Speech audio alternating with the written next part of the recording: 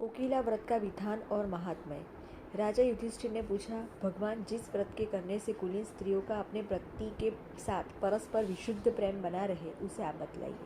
भगवान श्री कृष्ण बोले, महाराज, यमुना के तट पर मथुरा नामक एक सुंदर नगरी है। वहाँ श्री रामचंद्र जी ने अपने भाई शत्रुघ्न को राजा के पद पर प्रतिष्ठित किया था।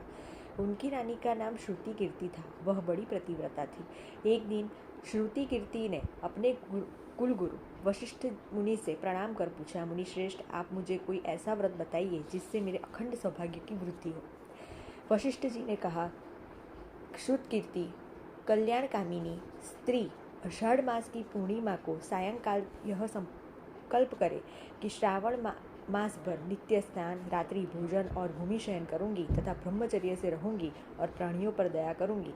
प्रातः उठकर सब सामग्री लेकर नदी, तालाब या घर पर जाकर वहां दंत धावन कर सुगंधित द्रव्य, तिल और आंवले का उपटन लगाए और विधि से स्नान करे। इस प्रकार 8 दिन तक स्नान करे। अनंतर सर्व औषधियों का उपटन लगाकर 8 दिन तक स्नान करे। शेष दिनों में बच का उपटन मलकर स्नान करे। तदंतर सूर्य भगवान का ध्यान करे। इसके बाद तिल पीस कर के उससे कोकिला पक्षी की मूर्ति बनाए। रक्त, चंदन, चंपा के पुष्प, पत्र, धूप, दीप, नैवेद्य, तिल, चावल, दूर्वा आदि से उसका पूजन कर मंत्र के साथ प्रार्थना करें। तिल सहित कोकिला देवी, आप तिल के समान कृष्ण वर्ण वाली है। आपको तिल से सुख प्राप्त होता है तथा आपको तिल अत्यंत प्रिय है। आप मुझे सौभाग्य, संपत्ति तथा पुत्र प्रदान करें। आपको नमस्कार है। इस प्रकार पूजा कर घर में आकर भोजन ग्रहण करें।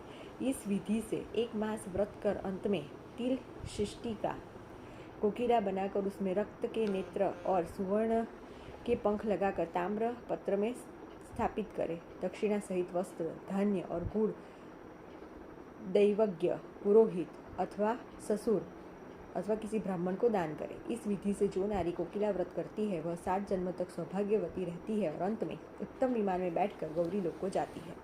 वशिष्ठ जी से व्रत का विधान सुनकर श्रुत कीर्ति ने उसी प्रकार कोकिला व्रत का अनुष्ठान किया। उससे उन्हें अखंड सौभाग्य, पुत्र, सुख, समृद्धि और शत्रुघ्न जी जैसे प्रीति प्राप्त हुई। अन्य भी जो स्त्रियां इस व्रत को भक्तिपूर्वक करती है उन्हें भी सुख, सौभाग्य आदि की प्राप्ति होती है।